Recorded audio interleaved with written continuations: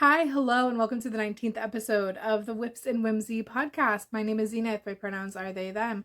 You can find me on Instagram and Ravelry as sockspouse, and I am happy that you are here with me. This is my YouTube channel where we talk about all things that I've been knitting lately, and we usually also talk about things I'm reading towards the end of the episode. So let's jump right in. First of all, I hope you're doing well. Hope life is treating you great. Hope you are finding whimsy in all of the things and in life, whatever.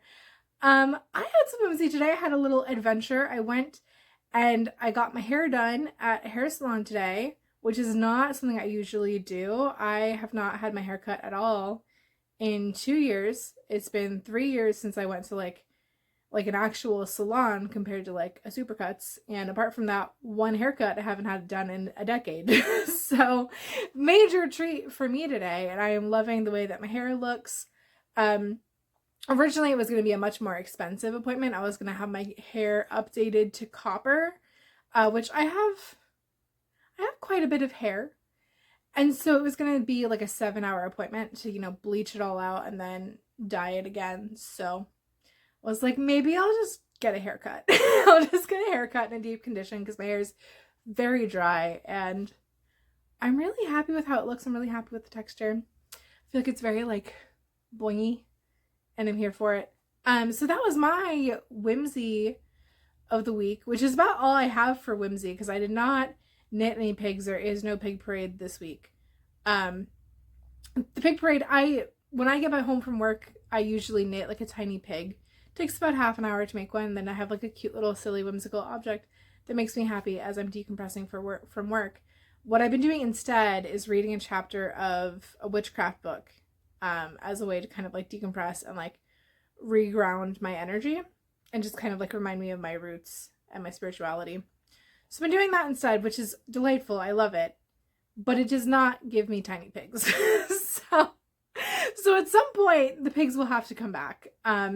Probably next week, because I for sure need to knit at least one pig in the next 2 weeks when my parents come to visit. My mom has requested a pig, so there will at least be one in the future, I promise. I'm just not sure when. Anyway, that's what's going on with me. Let's get into the knitting. I have one finished object and I'm a little bit obsessed with it. It's these. I love them. They're my little rainbow socks. They make me so happy. These are, the main color is, I'm pulling a blank, West Yorkshire Spinners in the color Rum Paradise, and then the contrast color is Knit Pick Stroll in the color Horchata. I did mix non-superwash and superwash yarns. I hope that'll be okay. I think it's going to be okay. In the future, I will probably not do that. I picked up some non-superwash fingering weight yarn at my craft swap at my library last weekend, and I will probably use those two colors for all of my West Yorkshire Spinners stuff going forward. I have white and I have mint blue, which has another name. I think it's paisley blue. But nonetheless, these are my standard sock formula, which is I cast on 56 stitches on size 1 flexi flips. I do 10 rounds of 2x2 ribbing for the cuff. I do 30 rounds for the leg. I do a standard slip stitch heel. I do however many rounds I need for the foot. And then I do a square toe. Keep it simple. Keep it basic. And yeah. I did not finish these until like Thursday of this week. Usually I try to finish a pair of socks a week so that I can cast on a new pair every Friday. I only have 2 sets of my flexi flips. And yeah, I think it was Wednesday. I think I cast these off on Wednesday, and it has kind of thrown off my week because usually I am done with a pair of socks on like Sunday or Monday. But it was running a little bit late this week, so it is what it is. But we're a little bit behind. If I don't finish a pair of socks, it's not a big deal. This is a hobby. But it was a little bit flustered. Anyway, actually no, I finished these on Thursday. I finished these at my company barbecue is what I did. And we will get into this in a minute, but I thought my company barbecue was going to be like a 1 hour thing the way that they do our usual holiday party. No, it was like all day. They had a DJ, there was karaoke, there was a dunk tank. So many things were happening. I had not planned for this, and so I brought like I think I was like here. I was literally like 10 rows away from the toe. And that was all the knitting I had for the barbecue. And I was like, you want me to just sit around and listen to people singing badly? So I took the same contrast color yarn and just cast on another pair of socks because I was having like an existential crisis just sitting there with my coworkers. Yeah, which also, okay, we're going to go on a tangent that no one asked for, but I knit at work all the time. And my coworkers have seen me knit. So like they may not know how to knit, but they know that I do this. They've seen me in the cafeteria. They've seen me knit stuff. They know I knit. There's little pigs all over the building because I give them out to everyone because they're little tiny pigs. What they have not seen is me sitting in a chair knitting and my head turned like this, actively watching a dunk tank and cheering and turning my work. Which, like, if you're a crafty person, you have seen this. You're like, yeah, of course you can do that. People were, like, scared. They were like, oh my God, I didn't know you could do that. I'm like, I hope I could do that. I've been doing this for 20 years. I would hope I can take my eyes off my knitting. I've literally, like, taught classes on this. I sure hope so. Anyway, that was neither here nor there. It was just very funny because they were, like, coming up to me and being like, how do you do that? And I'm like, muscle memory? Like, I can knit a sock with my eyes closed, like, quite literally. This is not my first pair of socks. This is, like, I'm not counting. I don't even make a separate Ravelry page for all my socks. I make one page for the month because it's too many. Anyway, this is my next sock. I got very far. The last time we saw it, we were here. So I got through the heel and I got through most of the foot.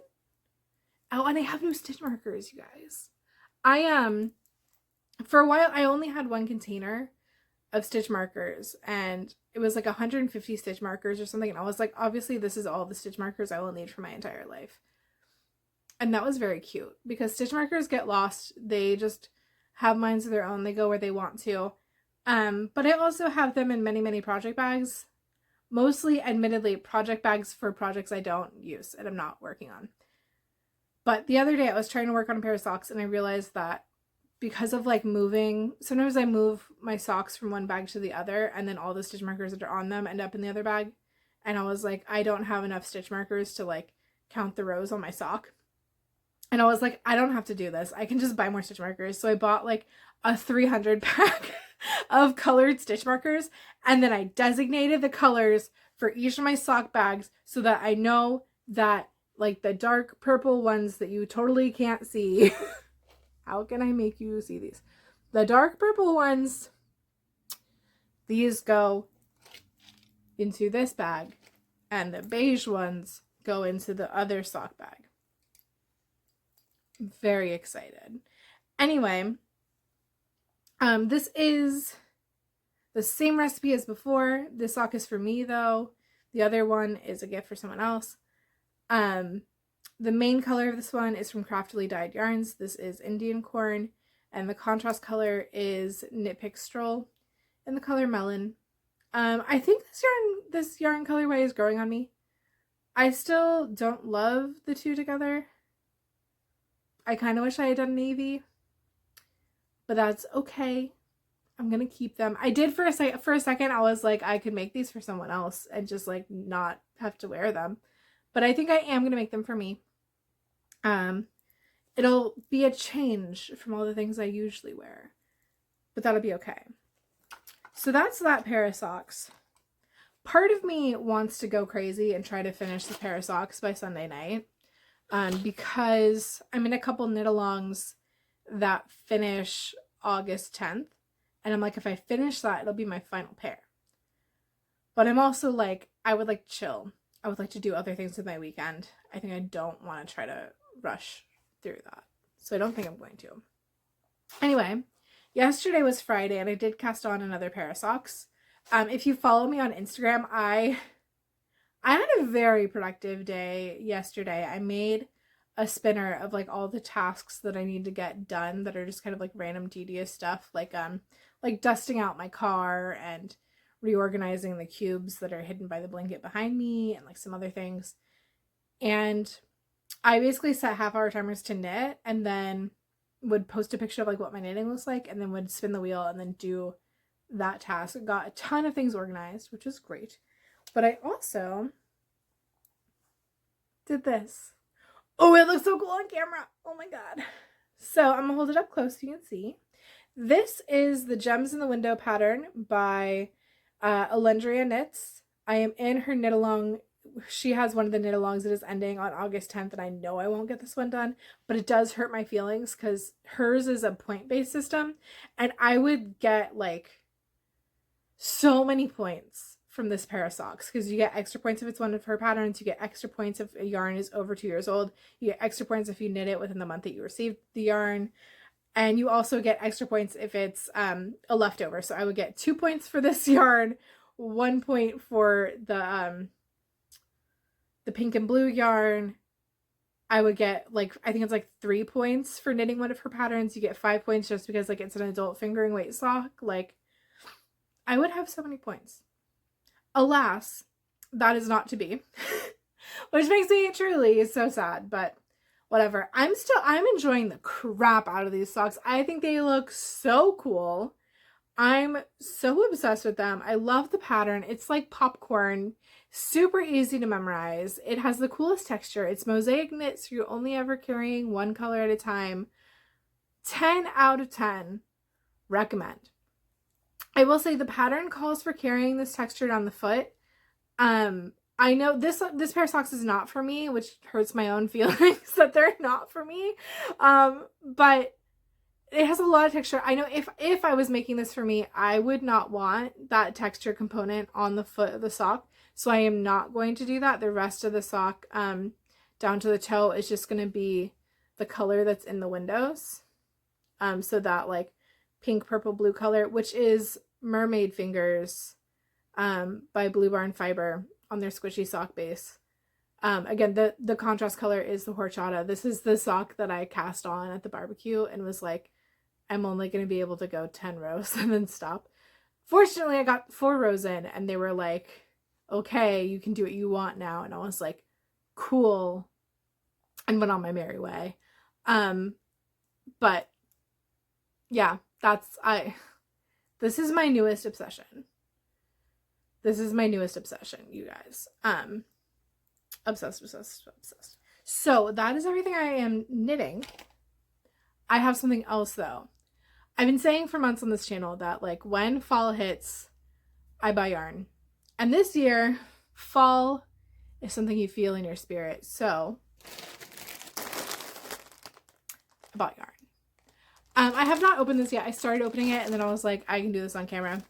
And then I'm realizing right now that it's going to be crinkly. So I apologize right now for the crinkles. But this is an order from Tiny Human Knits, who is a Canadian yarn dyer who specifically does like self-striping yarns. Her stuff sells out super fast. So I literally like set an alarm on my phone for like, I was like, I have to be there at noon. And I prefer to buy the factory seconds of stuff. And like stuff was like being sold out when it was in my cart. And I was like, you've got to stop. So I kind of just bought stuff and was like, okay, this is enough things in my cart. I'm going to buy it. And I don't know what I have. So this is going to be a lovely adventure. Please hold. I'm going to drink some water, have a hydration break. Okay. We're going to do this like first reaction. Let's see what we have in here. Oh, everything's in one bag. Okay. Well, crinkles, we go. We have a bag of things. Proceed. Oh my god, they're so pretty. You guys, these are pretty. Oh my god. There's one that I'm already like, I'm gonna pull out my favorite one first. Look at it. Look at this yarn. This is Jolly Holiday. I'm just obsessed with the contrast color. That's a really good pink. I should have enough left over to make a pig out of this, which is good because that's a perfect pig color, which is obviously the important part for someone who has not knit a pig in 2 weeks. This is a 50-gram skein. I tried to get 50-gram selections for everything that I ordered because I don't need 100 grams. 100 grams, I end up with a ton of scraps. So I'm really happy that everything I have is 50 grams. I love this color. I love all the different things. All of these are Christmas yarns because it was a Christmas in July sale when I ordered all of these. The next one is Carols in the Snow. I think this is the one that I was like the most like frantic about getting. I was like, I have to have this one. I love all the blues in it. In case you can't tell, I kind of like the color blue. So I was like, I have to have that. I also was really obsessed with this one. This is Baker's Twine. And I love it because the way that it stripes up, it looks kind of like candy canes. But then it has that green contrast. And I think that's just adorable. I've been recently going through my self-striping yarns. And I know that I have one already that is from West Yorkshire Spinners. And it is, I think just like red, green, and white striped. And this is similar, but not quite the same, which actually makes me really happy because I did not buy the same yarn I already had, which is something that I do. Because of course I do. The next one is Nutcracker. Ooh. I don't love the contrast color on this because it's very neutral and I usually don't lean neutrals, but I'm really excited to see what the stripes look like on this. I think it's going to look absolutely gorgeous. And I have one more. Tell me I didn't buy the same thing twice. Okay, I did not. So I was like, oh God, did I order the same thing twice? Like, did I order like a factory seconds and a normal of like the same thing? No. This is Fireside Flannel, which I was also very excited for. It has a lot of like mint greens and it looks really cozy, and I think these are going to be for me. I think this is going to be for me. This is going to be for me. This will probably also be for me. Or maybe they all will. I don't know. We'll find out. But I'm excited. I'm excited either way. I currently don't have any Christmas socks for myself, so I'm very excited to have at least one pair of Christmas socks made by December. That is my goal. Because every time I come on here, I'm like, I'm gonna knit all of these yarns, blah, blah, blah, and then I don't follow plans. I like to make plans. I love making plans, not following them. So two different hobbies. I just want to plan, and then I don't do the things, and it's fine. But I do want to have a pair of Christmas socks to wear this year. So I'm gonna do it. I'm gonna do it at some point. Oh man, I'm so excited for this. So much good yarn. So pretty. And I love, we're like going on tangents right now. I love the way these two colors look together. I know they're just like little contrast ones and there's not going to be a reason to do anything with them, but they're pretty. Are those the same? Hold on. No. For a second I thought, they look more different on the screen, but I thought for a second that these contrast colors were the same and I was like, interesting. But no, they are not. One is clearly more gold than the other. Anyway. That's my new yarn. Yay, exciting. And now let's talk about life. So yeah, we had a company barbecue. That was super fun. I got my hair done. That was great. I am still reading all of the things. So I finished A Master of Gin.